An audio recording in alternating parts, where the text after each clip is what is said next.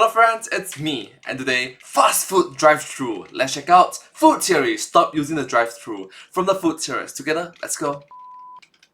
I don't know about you, but it seems like more and more often my orders are winding up wrong when I get them from a fast food restaurant. Missing ingredients, missing implements, missing food, and apparently I'm not the only one to have noticed this trend. A study back in 2021 showed that both the speed and accuracy of drive-thru service have decreased largely thanks to less experience in the workplace and increasingly complex menus. And as prices continue to go up, I personally don't want to be wasting my time and money on incorrect orders. So today we're going to be putting ordering methods to the test. Can you increase the likelihood of getting the correct order purely off of the way that you're ordering it? Is it worth getting out of the car to actually talk face to face with another human being, or are drive-thrus truly the superior option? Because really, at the end of the day, all I want is a simple cheeseburger. Easy on the lettuce, no tomato, extra onions, ketchup, mustard, and vegan mayo. Like, really, how hard is that?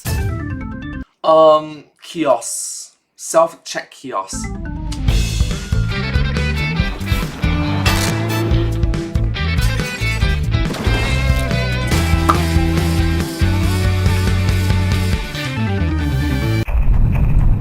Hello, Internet!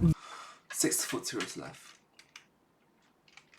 Welcome to Food Theory, the show that always gets your order right, unlike literally every fast food restaurant that I go to these days. So you know what? Today, I'm gonna do something about it. We're gonna order a lot of food using a lot of different methods in order to calculate one very important life hack. What is the best way to order your food at a fast food restaurant in order to increase its accuracy? Should you go I'm gonna guess self-check kiosks. through the social anxiety of actually speaking with a person face to face so that you can get your order right every time? Is that crackly speaker system in the drive-thru causing more trouble than it's worth? Or maybe, just maybe, the right answer is one of the newer methods of ordering. Apps, curbside pickup, kiosks. So in order to test them all, I've tasked Santi as well as a few other familiar faces from Team Theorist to help us out. That's right, I'm either asking my employees to eat an entire Christmas tree or just engorge themselves all day with delicious burgers. There is no in-between when you work here. And all of it is being done for science and for you, so that you never have to get your order wrong ever again. So how are we gonna go? Alright, I have to be clear with you. I live in Singapore. Owning a car in Singapore is practically impossible because it's extremely expensive.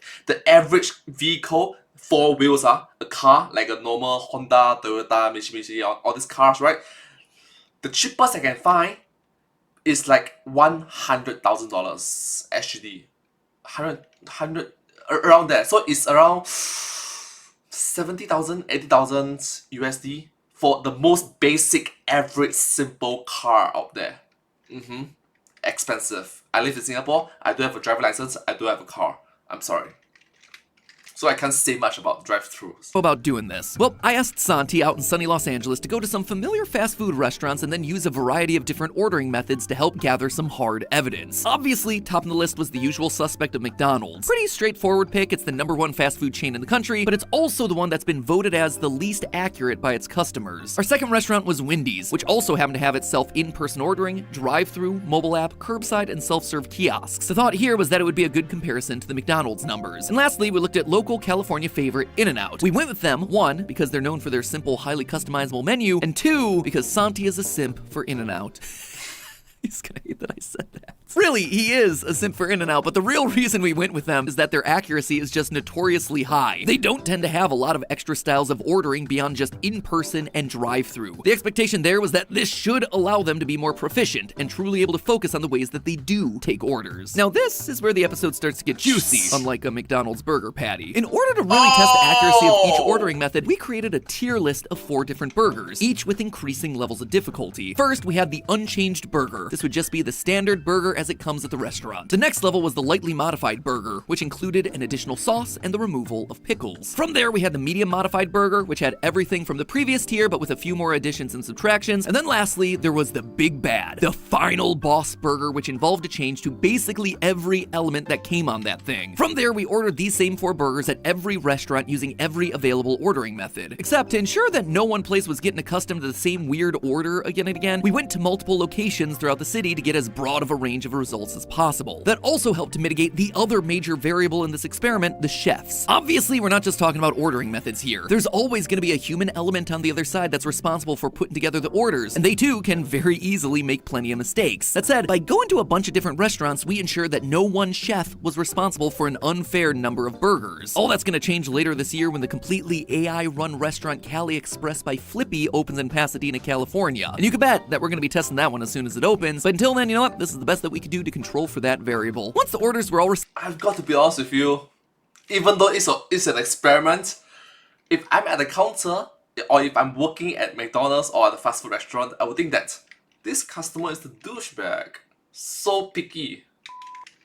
we tallied up the number of mistakes to calculate the overall accuracy level for not just the various methods of ordering, but also of these 3 restaurants. And there were definitely points of shame awarded when the restaurant made a mistake that went beyond the burger. Like, say, for instance, Wendy's, for getting the fries in our very first face-to-face order. We did order fries just for funsies on the road trip while we were getting all these burgers, while every other place gave us the fries that we asked for. Wendy's did not. So, great start for the humans. So right away, the face-to-face ordering got a point against it. Now, while we're in the face-to-face category, let's just take a look at the actual burgers themselves, shall we? Wendy's followed up their forgotten fries with an even rockier start, completely omitting the mustard for our lightly modified burger. And from there, the more modifications we added, the worse the whole thing got. On the next burger, we asked for no pickles, no mayo, extra mustard and onions, and we got the exact opposite of all of that. Mayo and pickles with no mustard and fewer onions than the previous one. Honestly, we thought it couldn't get any worse than that. But obviously, we were wrong because, you know, I wrote this sentence into the script. The Boss Burger was meant to be a lettuce-wrapped burger with extra condiments, onions, no pickle, and no tomatoes.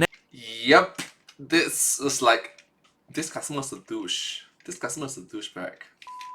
As you can see right here, it was literally a nothing burger. Sure, they got the no pickles and no tomato part right, but that's only because they put literally nothing on this thing, except for, of course, the extra slice of cheese that no one asked for. I think it's like learned helplessness. They're like, oh, there's no way we're getting this order right, so just give them nothing. Overall, outside of the basic untouched burger, every item we ordered face-to-face from Wendy's had at least 1 error, with a grand total of 10 mistakes across just 4 burgers. It's crazy. Oh, and let's not forget those fries that didn't make it into the bag, because they certainly did. The other 2 restaurants actually fared much better in the face-to-face ordering category. McDonald's and In-N-Out both clocked in with just 2 errors each, missing some onions on one burger and sauce on another. All in all, there were 14 total errors across the 12 burgers that we ordered, and only 5 truly correct burgers of the bunch. That right there, that is an accuracy level of 42%, which, you know, is well into failing grade status. But hey, look on the bright side. With numbers so abysmally bad, it gives you the excuse of never having to order face-to-face at a fast food restaurant ever again. Or does it? See, kiosk! Just use a kiosk. Guess what? The drive-thru numbers actually wound up worse. Santi's Golden Boy In-N-Out got a bit tarnished in this round, as they completely botched the sauce order for not just 1, but 2 whole burgers. They also placed pickles in places where pickles were never meant to go. Get your mind out of the gutter on that one. And while it was certainly a minor point, they also forgot to serve a straw with the drink. Wendy's, meanwhile, also struggled in the sauce game, missing condiments and omitting extra onions on one of the burgers that we asked for it on. And if you were hoping McDonald's would carry, they did. They carried the results straight into a trash fire. They forgot an entire burger. That's right, out of the 4 burgers that we ordered for the test, only 3 were given to us. The irony of it all was that the one they forgot was the unchanged basic burger. The easiest one of the bunch. Had it been one of the harder ones, it probably would have helped their overall score, because boy did they need it. Every burger we wound up with from McDonald's had at least 1 error somewhere on it, ranging from missing condiments to mistaken pickles. In total, ordering through the drive-thru actually resulted in fewer overall mistakes, 11, but those mistakes were actually spread out over more burgers. In the end, we only wound up with 4 accurate burgers, giving us the absolutely jaw-dropping error rate of 75%. And actually, it'd be worse if we consider that we only wound up with 11 burgers total. I guess the good news is that after completely collapsing like a dying star in the face-to-face order round, Wendy's surged in drive-thrus, but McDonald's, well, McDonald's fell hard. So clearly things aren't looking too great for the fast food world. The 2 main ways they expect you to order seem to wind up resulting in some pretty major mistakes. I mean, when your accuracy is I got a recommendation. Maybe don't be so picky. Maybe just, you know, take what you have. I know the freedom of selection is good, but freedom in of itself brings chaos. In this case, a lot of chaos, a lot of mistakes. They're all humans. They're all humans. Let's be forgiving, shall we? is hovering below 50% and you're making more mistakes than you are burgers, that's a problem. More telling though was that even In-N-Out, the franchise that literally created the concept of a drive-thru and has a notoriously positive record for accuracy, couldn't produce spotless results. Yeah, I actually didn't know about this until researching for the episode, but apparently Harry Snyder, the man who founded In-N-Out alongside his wife Esther, they launched the franchise in 1948 and then, later that year, introduced the two-way speaker system, which would pioneer the whole idea of drive-thru tech. Wendy's would start using it in the 1960s, and it wouldn't be until the 70s that McDonald's would finally work it into their service system. The more you know. Anyway, for our next two rounds, In-N-Out was out and out, because it doesn't do kiosk or app-based ordering. But could newer tech lead us to better results? Yesn't. Let's start with ordering via an app, shall we? Overall, curbside pickup was a bit of a welcome surprise to me. In full transparency, I'd never done it before, because in my head, if I'm still driving all the way over to the restaurant, I might as well go through the drive-thru, because it doesn't involve me getting out my phone and also guarantees that my order's as hot as possible when I get it. Or, you know, which I have no experience about. I'm so sorry, I do not have a driving license and I do not have a car in Singapore. Because, as I mentioned before, it's very expensive to have a car in Singapore. It's just, on a very practical level, you do not need it. We have public transport. We have reliable public transport. Train, bus, taxi, cab, Uber, Grab, all these places. The incentive for you to own a car gets lesser and lesser and lesser and lesser. And the incentive for you to not have a car get more and more and more and more and more.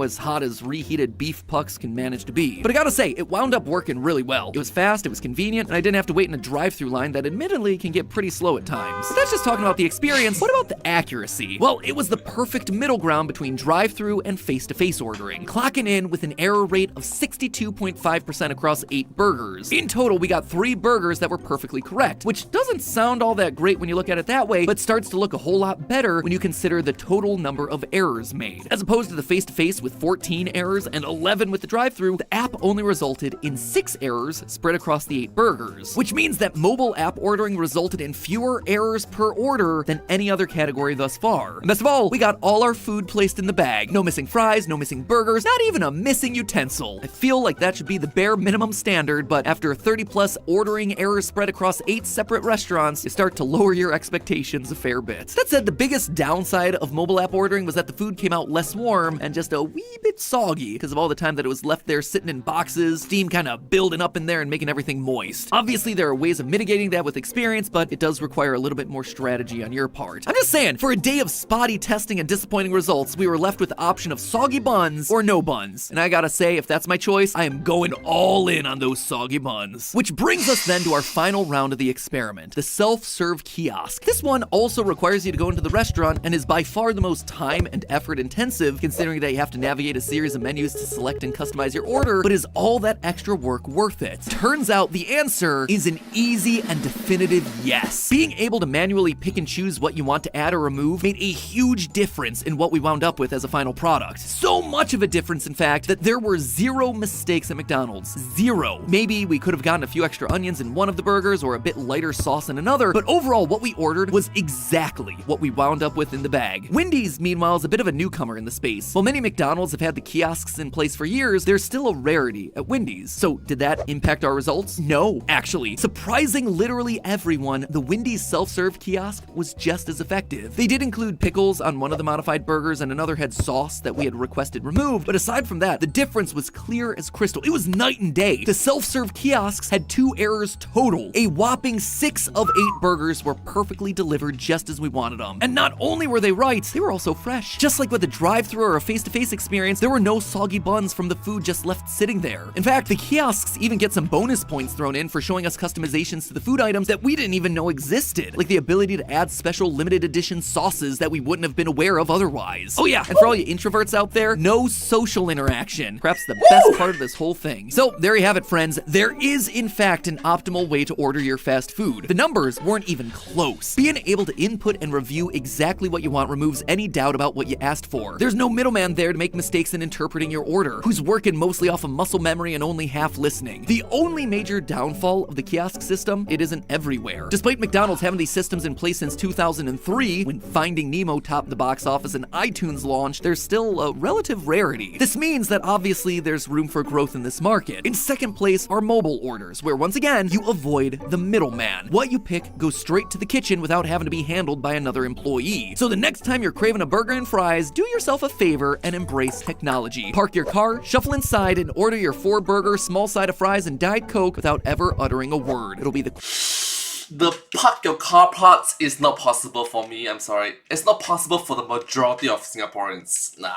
I'm sorry. We take the bus, we take the train, we take the public transport.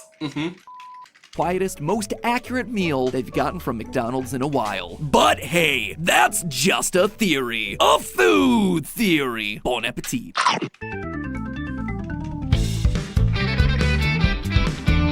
like this music. This music is awesome.